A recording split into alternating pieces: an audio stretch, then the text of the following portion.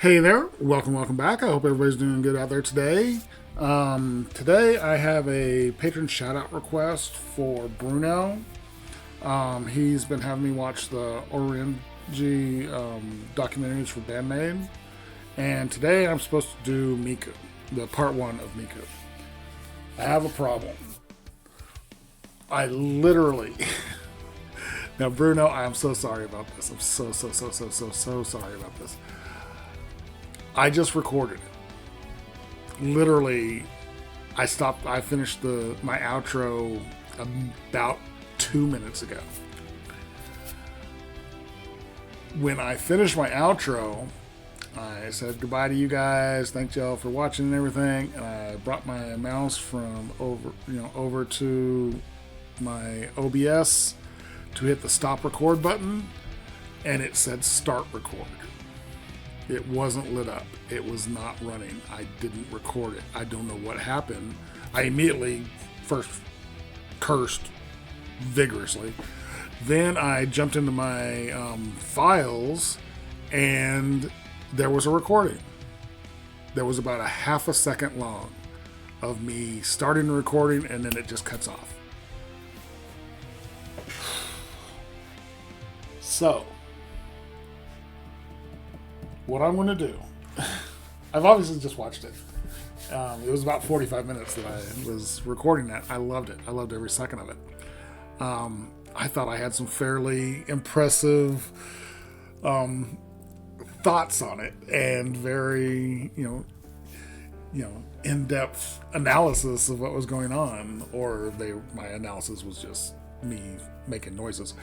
But so what I'm going to do, again, Bruno, I'm so sorry. Bruno is a rock star. Bruno was my first patron. He has been with my YouTube channel from the beginning. He's such an amazing guy. So he encourages me. He defends me to the very, very, very, very small amount of people that throw out negative stuff. And he's been such a great support. So, Bruno, thank you so much. What I'm going to do, I'm going to watch it again. This time I'm going to actually record it. It may go a little bit faster because I probably won't stop it as often. But if I remember what I had been saying before, the insights I had, I'll put those in there. But I am so sorry, Bruno. I was so angry when I realized that it hadn't recorded.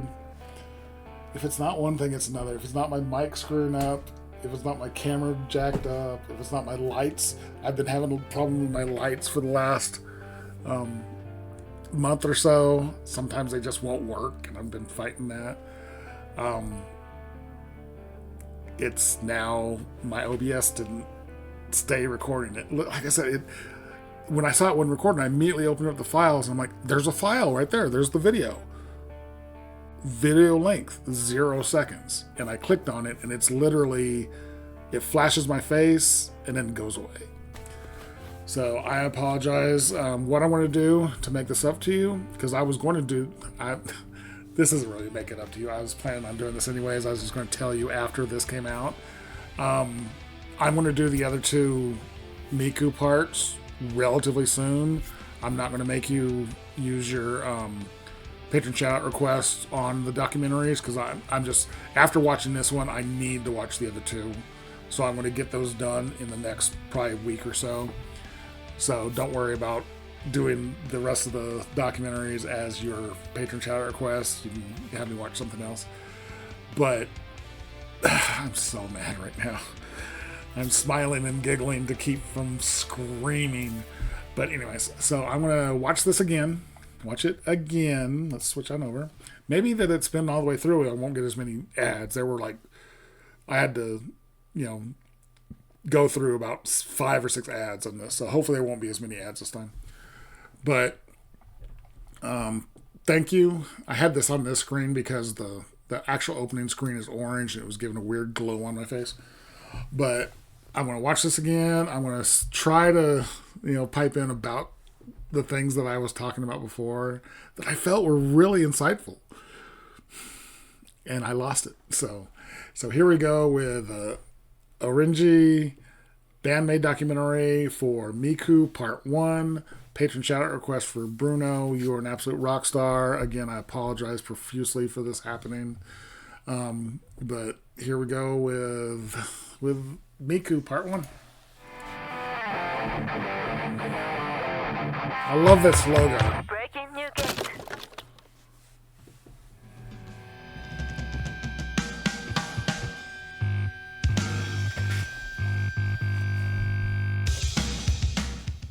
We are in Kumamoto, a city located in the prefecture with the same name on the island of Kyushu. This is where KOBATO Miku was born a few decades ago. Her parents were a remarried couple and she has a half-brother who's 11 years older from her father's previous marriage. As you could imagine, she was a very active child, much to the dismay of her parents, who struggled to keep an eye on her, as she was the kind of child who snuck out of her house to play or run all around as soon as she was taken to very similar to my daughter, except my daughter doesn't sneak out. She's very rambunctious. Games like Chanbara, which is basically and she loves to play rough with the boys. Catch insects in the summer, but those little so trips Miku and Emma are very similar. Cost Miku a lot of bumps and bruises. Miku was introduced into music very early by her grandmother, who went to an enka karaoke class. When she was around 7 or 8, Miku fell in love with music and singing as she followed her grandmother to local public hall gatherings. At this time, Miku only knew enka, so that's all she sang.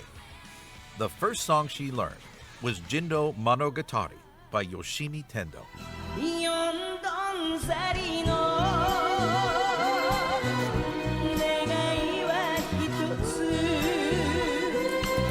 I don't know what enka is. I mean, this is obviously enka, but I don't know the specifics about I've never heard that term before. But this song, I said it before, and you'll hear that a lot. I said before, it sounds like a Bond theme. It could work as like an 80s Bond theme. Very flowy like that. And the bass is very funky. That's what caught my ear the first time, is this bass line that's going on behind her amazing voice. She's an amazing singer.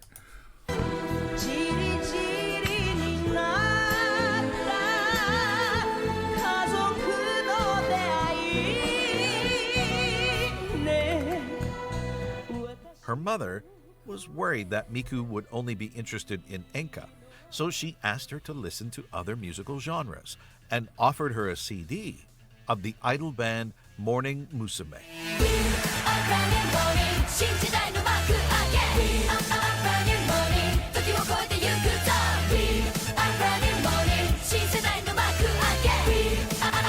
I did have a question about the idol bands.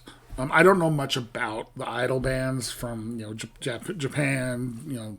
I guess Korea has them too, and just the closest I come to knowing anything about idol bands is the fact that Band-Maid, or not Band-Maid, Baby Metal, Sue, Moa, and Momo, and Yui, were members of idol bands before they got with Baby Metal. Idol bands are they super? I feel like they're super corporate, basically produced. They just match people together and make, hey, you're a band now, go and sing. I'm assuming they probably don't write a whole lot of their own music or songs. I feel they're very similar to, like, in the West, boy bands and girl bands, NSYNC and Backstreet Boys, stuff like that were basically, the music corporate people gather people who they think will sound right together and just jam them together and say, you're a band now, go sing. Whereas what I'm used to and where I came from is, in high school I was in a band, if you could call it that. We weren't very good, and I was definitely the least talented of the group of us. But we were just buddies that, wanted to play music, so we each got an instrument and started playing together and hoped we'd make it big. But in the idol world, it's very corporate, I believe, and let me know if I'm wrong about that. But it's just something that I've always been curious about, but But since it's not really my music, I haven't ever looked into it that much. And so, with time, Miku came to experience and listen to more and more different kinds of music. In high school, Miku was in the broadcasting club. Of course she was. This is the club responsible for those announcements that you hear in the school from time to time, like morning or lunch break news. Back then, Miku's friends were really into bands and took her to live performances of smaller amateur groups covering popular songs. Miku was not that interested in the bands, but this experience made her look into more bands to listen to. During her research, she came across Tokyo Jihen, a Japanese rock band formed around the popular singer Sheena Ringo.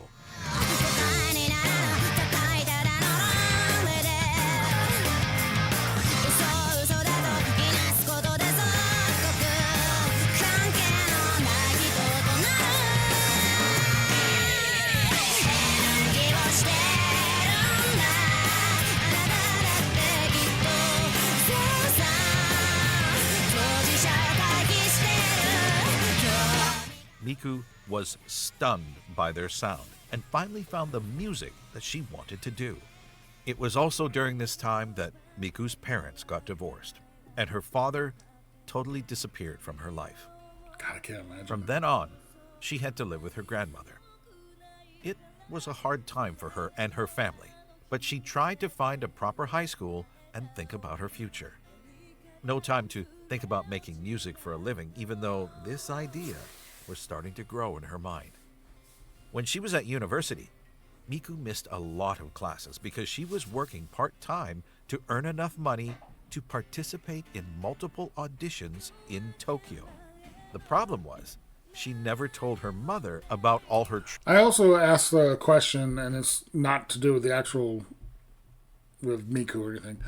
All these shots from the anime, are they from a specific anime or a series of animes? It's just curious because this one uses a lot of anime footage, and I'm not a big anime guy other than Ruby up here. I don't really watch many animes, but it's very curious because it's so prominent in this one. Is this one specific anime or is it several? It's very professionally done, so I don't think it's just random clips. It looks like it's a very established show or movie. Travels to the big city. And the more Miku went to Tokyo, the more she wanted to live there. So, in October 2010, on her birthday, Miku presented her I Want to Live in Tokyo plan to her mother to try and reassure her. This plan was basically to find enough part-time work to pay for her life there, along with vocal training. Miku knew that living in a big city like Tokyo would cost a lot. So she took as many jobs as she could. At one point, she had 3 different jobs, leaving her with just a few hours of sleep per day. She saw what she wanted and she was worked her ass to off do for it. anything to realize her dream. One of her jobs was at a maid cafe in Kumamoto. This is the kind of job that fit her perfectly, as she was very interested in customer service, loved to talk to people, and loved the idea of wearing a cute outfit at work. This particular maid cafe only lasted 6 months, until December 31st, 2010. It's hard for this kind of business to last in local cities like Kumamoto because of the lack of new customers daily. With nothing holding her back in Kumamoto and enough money from all her hard work, Miku quit university and moved to Tokyo to start a new life pursuing her dream of becoming a singer.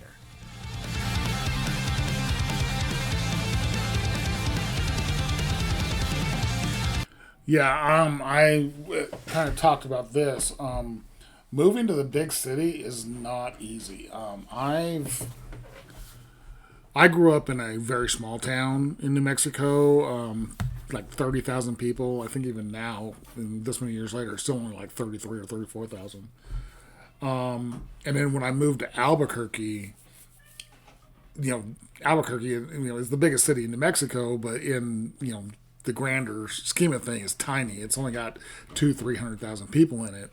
But that was a culture shock. And then I moved to Portland, Oregon, which has 1 million people, and I couldn't imagine. It was hard to fathom that many people living in one place. And I've lived in Southern California, around in L.A. or just south of L.A. in Orange County, but which is millions and millions and millions of people, and even though it's separate city names, it's basically one big metro area. But I couldn't imagine living in a city like Tokyo, where I don't know, I have no idea the population. I'm sure several million in that small of an area. I now live back in a small town, which it's just more comfortable. I enjoyed being able to do stuff whenever I wanted to in a big city, but it's just so much more comfortable in a small town. But yeah, this is just the move to a giant city like Tokyo, and her hometown. The video, or if that was what was being shown in the video, looked like a fairly large town, anyways. So a big city, anyways. So maybe it wasn't that different, but just seeing this shot right here, although it's out of focus, this many people trying to cross a single road is just so mind blowing to me.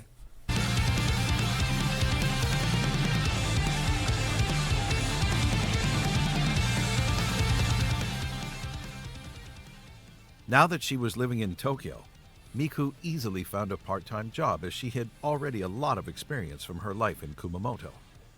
Miku discovered the concept of maid cafe in her hometown, so she thought that it would be a good idea to try and work in a maid cafe in Akihabara, the place where maid cafes are the most popular in Japan. She started to work at the At-Home Cafe in May 2011 under the name Himawari, which means sunflower. This maid cafe was way bigger than the one in Kumamoto restaurant. And this one held performances and events where Miku could work on her singing regularly. It was a great experience for her, so cute. She learned a lot about human relations, cute. handling different types of people, and even calming down angry customers arguing with each other. After all, Miku wanted to do everything to make everyone happy. She also learned a lot from overseas customers and how they perceive maid cafes as a part of the Japanese culture. Miku worked almost a year for At-Home Cafe, but quit in January 2012. She had a ceremony celebrating her time working there, and there was a lot of messages from regulars and overseas customers. She even wrote a moving message on the blog of the maid cafe. なんかやっと卒業したんだなって実感湧いてきました。なんかじわじわ来るね。イベントにも参加させてもらったり、歌プロにも出させてもらったり、プロマイドを撮ったり、撮影会したり、錬金だったり、振り返ってみたらいろいろしたな。自分がイベントするなんか思ってもなかったけど、まさか卒業するとはね。あ、書き損ねたんですが、スーツで来てくれたご主人様、ありがとうございました。私得でした。あと素敵なお花もありがとう。あとチェキの受け取りがまだの方、なるべく早くお絵かきしてドンキに持っていきますので、後日ドンキへお願いします。ごめんなさい。いろんなことがあったりしたけど、やっぱり私はアットホームが大好きです。8ヶ月間で出会ったご主人様やお嬢様、メイドさんを絶対に忘れません。アット中だった私が全く秋葉原に行かなくなるなんて到底無理な話なので、きっとまたお会いすることもあるかもしれません。Hey, they'll see you on stage. もしまたどこかで私を Imagine having been friends with her back in these days. お願いします。 I've always thought about that. If one of my friends from years ago suddenly became super famous, what that would be like. Well, hey, it'd be crazy. It'd be crazy to see them on the stage like that. さよならはしないです。ありがとうございました。頑張ります。ひまわり。 The reason why she left was because she'd won the Super Idol Audition on December 9th, 2011. This competition started in the summer of 2011 with 2,600 applicants. Their goal was to create a 3-member idol band with the votes of the fans. The Super Idol Audition was also broadcast on MXTV on December 30th, 2011. ありがとうございます。野口美香です。すごいとにかく今頭の中真っ白なんですけど、すごい嬉しいです。今後ユニットとして3人で頑張っていきたいと思いますので、まだまだ未熟なところとかいっぱいあると思うんですけど、一緒に応援していただけたらなと思います。私は熊本から出てきたんですけど、すごい親にもいい報告ができて、アルバイト先のこのメイドさんをしてるんですけど、常連さんも見に来てくれていい報告ができることがすごく嬉しいです。これから頑張っていきます。ありがとうございました。 This contest allowed Miku to join an underground idol band, or Chika Idol in Japanese, named Lil Cumin 3 months later, in March 2012. An underground idol band works with a minor label and will only perform in very small areas or events. It's well known that very few underground idol bands can become bigger and join a major label, so the chances for Lil Cumin to get bigger were really small. No pun intended. The name of the band came from the very short height of the 3 members, and that the birth flower of December 9th, when the result of the audition was announced, was Cumin. Lil Cumin was active until April 13th, 2013, when they announced they had disbanded during a one-man concert in Shinjuku Orebako due to Miku and another member quitting the band. About a month after the release of the 3rd single called Super Trooper. I am confused a little bit because when they first said that in this part, when I watched it the first time, sorry, they said a one-man show, but there's 3 of them obviously, and later they talk about one-man show with concerning Band-Maid, and when they say one-man show, I'm thinking like a single person. Does that basically just mean one artist, one group, one whatever show? A single, basically no opener, no headliner. It's just the single act.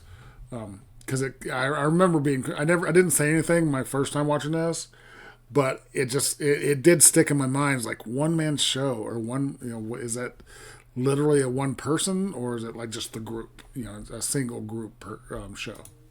And their first one-man concert in the same venue.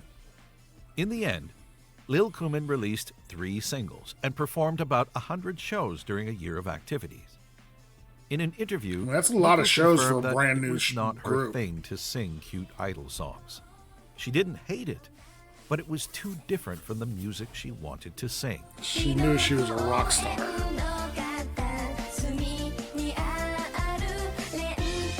She knew she needed something a little more aggressive to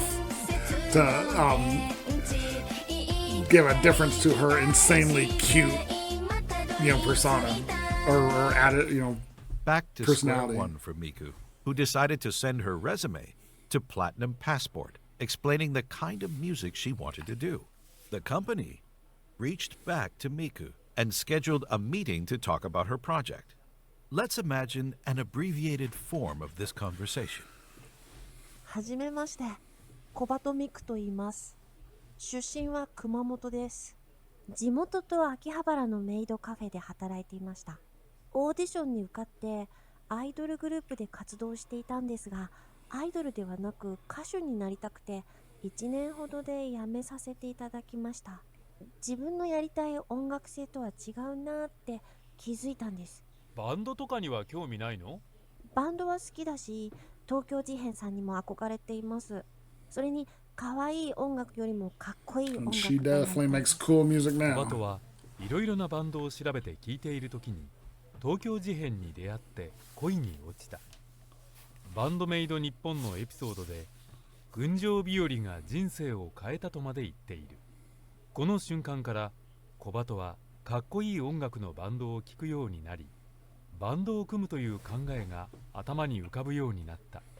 もし So is この曲がなかったら Band-Maid 小鳩はバン Nippon ドを組む an ことなど actual 思いつかず anime? バンドメイドは It's not- I 存 haven't 在 even す heard of らし it なかった before. だろあ、でもメイドも好きです。うメイドとバンドを合わせたら面白いね。じゃあ混ぜちゃいましょう。 On May 29th, 2013, Platinum Passport posted an audition announcement for anyone who wanted to join a new rock band performing with maid outfits. They also presented the first version of Band-Maid's logo. One thing I wanted to talk about, because I definitely went in depth with this part. I was very curious on, because the requirement of this ad talks about the maid outfits. And I know a couple of the girls weren't thrilled about, Misa and I think Saiki weren't real thrilled with the whole maid outfit in general. But I was very curious on how many very talented, very serious musicians saw this advertisement, saw the maid outfit requirement, and just tossed it aside. If there were a bunch of those, I'm glad they did, because the 5 women we got, I can't imagine Band-Maid with somebody else in it. These 5 women are perfect. But I'm so curious to see if there were like big time, not big time as in fame, but big time, very serious musicians who would have joined would have auditioned for the band if it wasn't for the maid outfit requirement, and just what the makeup of the band would have been if that hadn't been there. Because I have to say that there are probably several ladies out there that's like, I'm not going to dress like a maid, doesn't matter what kind of music we're playing, and just toss it away. But I was very curious about that, because it's in the States, that would be a very crazy requirement to join a band. I know the cultures are a little different here and there, but it would be very, very interesting to know how many people pass simply because of the maid outfit requirement. In this post, it was specified they were looking for women between the ages of 15 and 24 who can play guitar, bass, drums, and keyboards while wearing a maid outfit. They also clarified that the applicants must not be currently under contract with a production company or record label, and must not be planning to debut as a professional. Miku was actively looking for potential members herself, and found a young musician posting guitar covers on YouTube and Nico Nico. The name of this guitarist was Konami.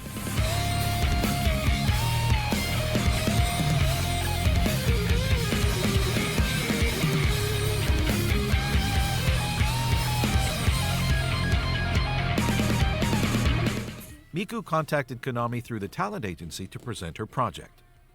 Konami was pretty excited to join Band-Maid, and the maid outfit was definitely not an issue for her. The next one was Akane on drums. I love Akane. She's always so happy. I love how happy she always is.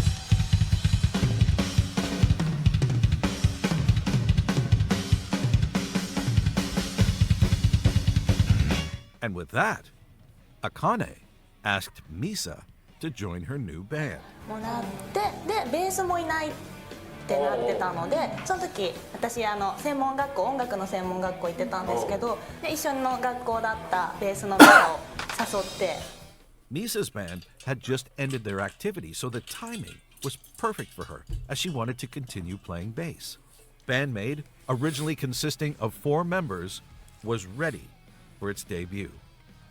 They started rehearsals, but after about a month, felt that something Seeing them with the masks over their eyes, Miku's voice alone didn't fit with this kind of music. And she didn't want to relive what happened with Lil Cumin, so the idea of bringing in another vocalist to contrast with Miku's voice was raised.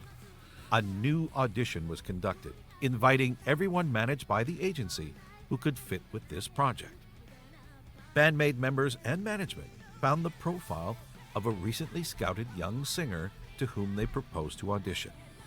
She was a model, dancer, singer who came to Tokyo to realize her dream of becoming a professional singer. And her name was Saiki. Love Saiki.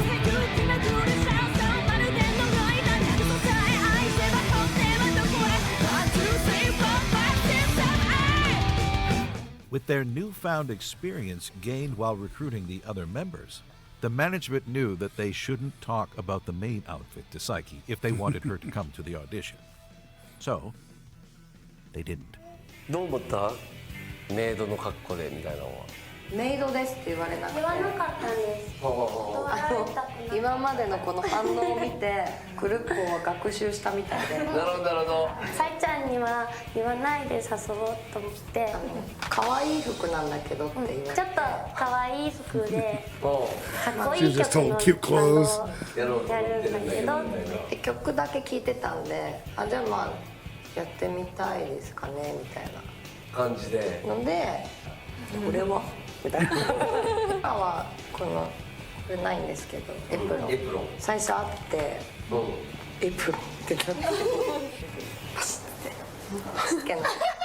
From this crazy idea of mixing cute outfits with hard rock music, 4 talented young ladies joined Miku to form an impossible band whose goal is to dominate the world through music. And they're doing And a this damn good band job was so called far. Band-Maid.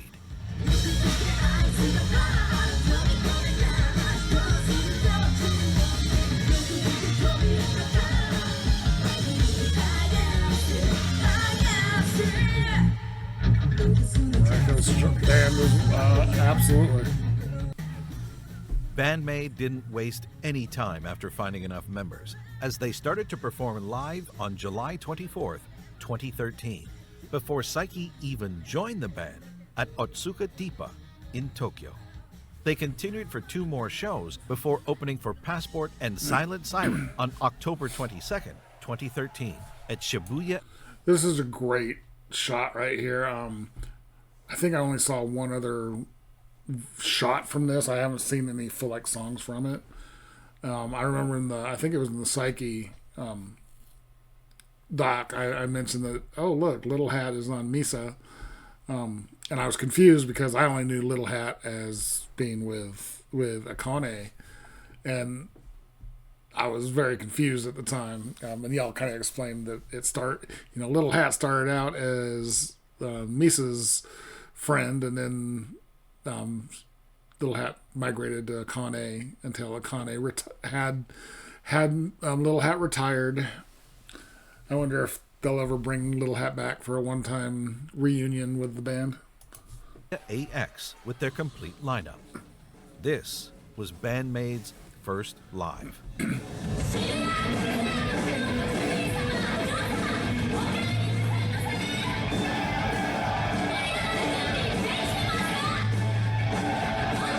Another thing, I mean, these are their original outfits, and even Misa was wearing a normal, actual maid outfit, and they're all. And one thing that I know, I love their music, but they're obviously very 5 very attractive women. How short their skirts were, and that other than Miku, everybody else's has kind of, and Akane still wears a fairly short skirt, but Saiki now has the long coats, skirt in the back, and even Konami's newest outfit that they debuted last year has a longer skirt, and Misa's usually in pants and in like a jumpsuit. The fact that when they first started, they were like absolute, maid outfits, the classic, that if you close your eyes and picture a maid, you think of these little black outfits with little short skirts and the aprons and everything. But just the way their outfits have evolved over the years, and I love their current outfits. I love the way. I love Konami's new outfit. It's more, it's longer. It's sparklier. Akane's new one. I always think of Harley Quinn, because it's half black, half white, but the skirt is opposite from the collar, and it's just, I always think of the Harley Quinn pattern. And of course, Misa, I love Misa's outfit. She's just a badass. Misa's such a badass, and her outfit fits her. And I love Saiki's outfit is just so. I'm trying to think of the word. Sophisticated and proper and beautiful, and she's just looks amazing in it. But I love that Miku keeps the original view of it. To this day, she still wears the classic maid, which is really cool.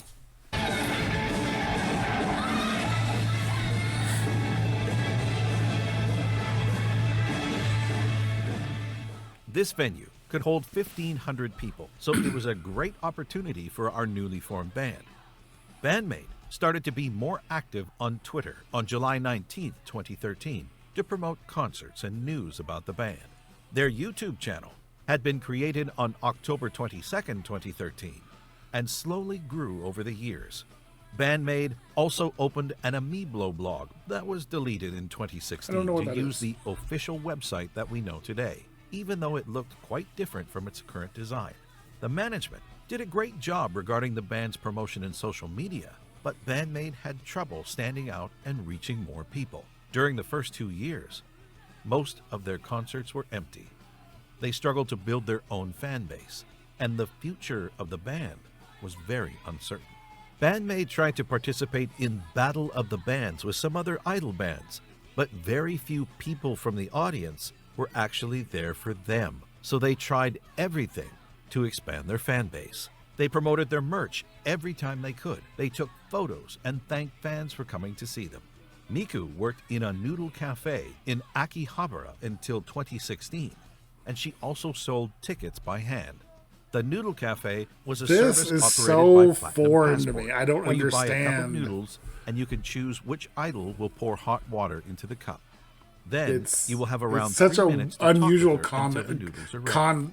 Until the first one-man show in thing Shibuya Milky Way, in my mind. Misa was very unsure about her future in Band-Maid, No, she has to and stay. talked to the management about quitting. No, And for we this love Misa. particular concert, the management booked a venue and asked the members to invite at least 100 people. In the end, they managed to get around 50 of their friends and acquaintances in the front row. It was truly a dark time for Band-Maid. This is another thing I kind of went in depth in the original, the first time I thought I was recording. It's hard to think of this because how big they are now. I got to pull this out every time I mention it. The Yokohama show. This is seeing what they did during this show. You can kind of see it. Let's look at the venue picture in this. If you can get there, it is. The venue picture is, sold out. What Yokohama's 10, 12,000 people, 15,000 maybe. But to picture that these 5 ladies who are insanely talented were having trouble drawing 100 people is just mind blowing to me because even back then they were so talented. And it's crazy to think that they were having trouble, so much trouble that they were seriously thinking about not continuing. It would have been a travesty because they're such an important band, such an amazing band. So I hate the concept that they were having that much trouble. But on the same vein, if they hadn't been through that kind of adversity where they had to fight to get people to come watch them, would they still be the same band? Would they have, if it had been easy and they had been successful from the very beginning, would they have continued? Would they have been as grounded and as incredible of people as that adversity, kind of ground into them? That's that classic question is, would you rather have to work for something for 10 years to become successful or hit that thing successful right from the start and all you have to do is go down? So, I hate that they had to go through those feelings and that type of stuff, but it had to have helped them. So I'm so happy that they're still around. It was also around that time that they released the MV of Thrill from their first single, Ai to Jonetsu no Matadoru. This is such a great song.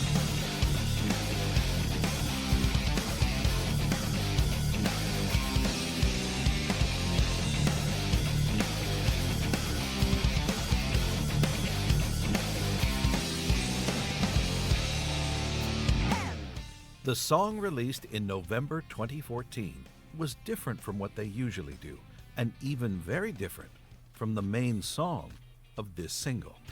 So I don't know if I've heard this one yet. I know I haven't reacted to it. It's so poppy and radio friendly.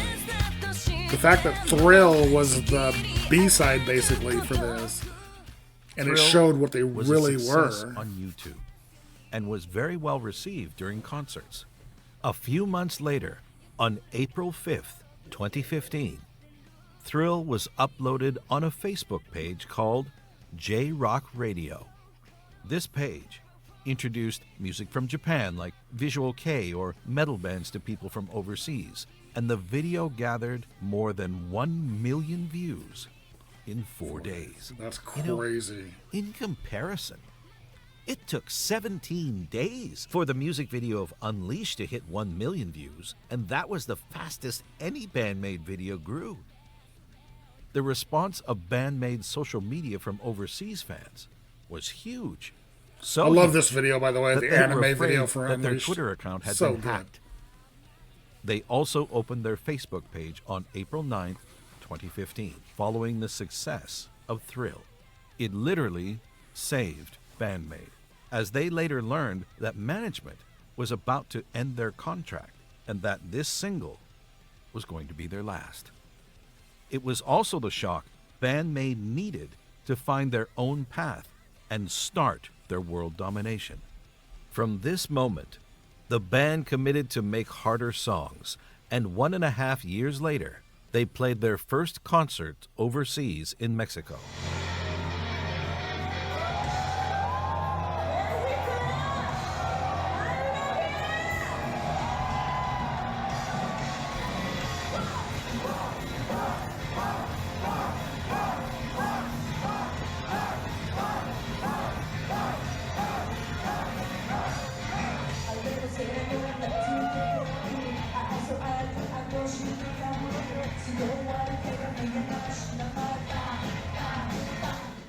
皆さんこんにちは、ミカです。今日はスペシャルゲストをご紹介します。レディットでアクティブに活動していて、インタビューから MC まで数多くの翻訳をしてきた人です。皆さんきっとご存知の人ですが、声は聞いたことがないと思います。それではご紹介いたします。 T シンジさんです。はじめまして、T シンジです。私がもともと聴いていた音楽はファンクロックやファンクなどで、ハードロックやメタルについてはほとんど知りませんでした。2019年11月に以前から友人に勧められていたベビーメタの曲を YouTube でいくつか聴いたら、サイドバーにバンドメイドのスリルが現れました。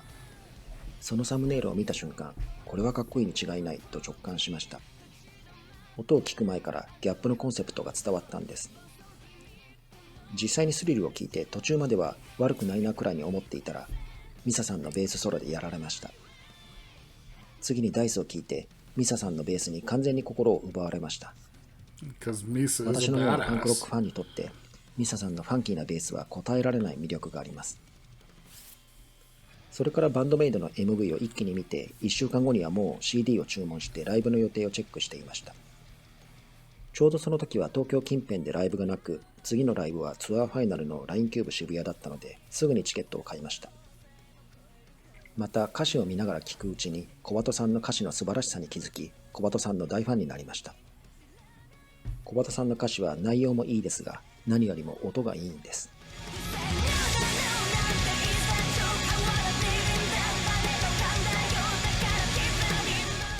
日本の曲では英語がよく使われますが、同じメロディーに英語と日本語を当てるのはかなり珍しいです。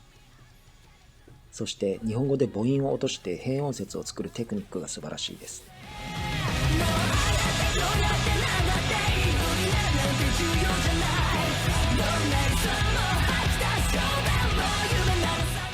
ここを8音節で歌っていますが、元の日本語は15音節あります。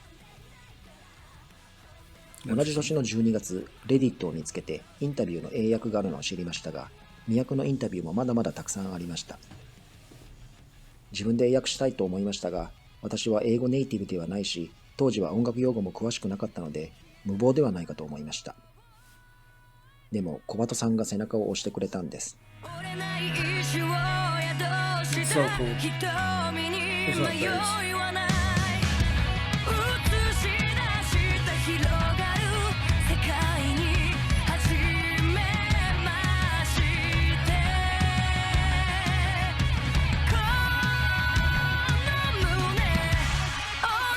I can't imagine trying to I mean, I don't speak another language, so it'd be impossible for me to translate anything, but just the incredible amount of work to translate something into a language that you're not, that you speak, but you're not fluent, you're not, it's not, just doesn't come out. I can't imagine the difficulty of that. So the fact that he did all that translation, and that Miku encouraged him so much, is cool. That you have the person the person in the band that you're trying to, translate everything for, is just behind you and such a great partner for you. So that's really cool.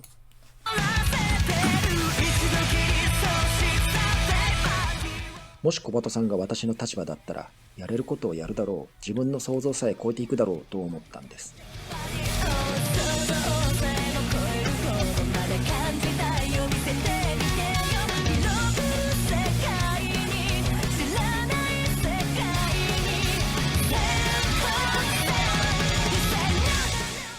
なので、もし私の翻訳が役に立ったなら、私ではなく、私に勇気をくれた小鳩さんに感謝してください。バンドメイドには人生を変える力があります。そうですよね。T シンジさん、どうもありがとうございました。そしてバンドメイドさん、小鳩さん、多くの人の人生を素晴らしいものにしてくださり、ありがとうございます。うわー、もう30分近く経っちゃいました。ここでちょっとお休みにして、動画の残りはまた来週見ることにしましょう。次回は作詞家小鳩さんのお話からしようと思います。ではまた次回。バイバイ。Thank all these people. So they did such a great job.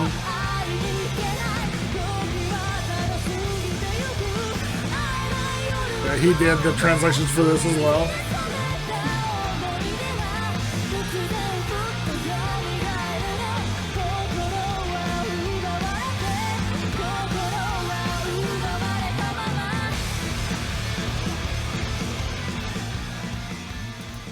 Again, I love this logo. The callback to, the Beatles, and the fact that there's so much personality in the just the side view, the profile of them, the outline of them, where you got Akane with food, Misa with her whiskey, Konami just being excited, and the proper and just elegance of Saiki, and then Miku just blasting down that door. Love it. Okay, so that was my patron shout request for Bruno of Band-Maid's Auditioning. Oh my god, I can't speak. Auditioning documentary for Miku, the part 1. Not my first time watching it, second time watching it. Thank you guys for letting me do this a second time and actually recording it. I keep looking down. It's still recording. I can see that. Bruno, thank you for all your support. I really do appreciate it. Bruno is such a great guy. I love these documentaries. I wouldn't have watched these, or not recorded it anyways. y'all have been telling me to watch these documentaries almost from the beginning of my Band-Maid journey. And I kept, just pushing them off because it's not a song. I want to react to songs. But thanks to Bruno for getting me on these documentaries, because I cannot wait to watch the other two. Like I said, I want to watch the other two probably this week sometime and get them out this week. So Bruno doesn't have to use his next month's patron shout request for more of this, because I want to have already watched it. I appreciate all y'all's support. I really do. It means a lot. Bruno is an absolute rock star. Give him some love down in the comments. If you guys like this video, give it a like, comment, subscribe, hit the notification bell. Thank you guys so much for watching. And again, sorry for the fuck up. That's me. But I'll talk to y'all next time.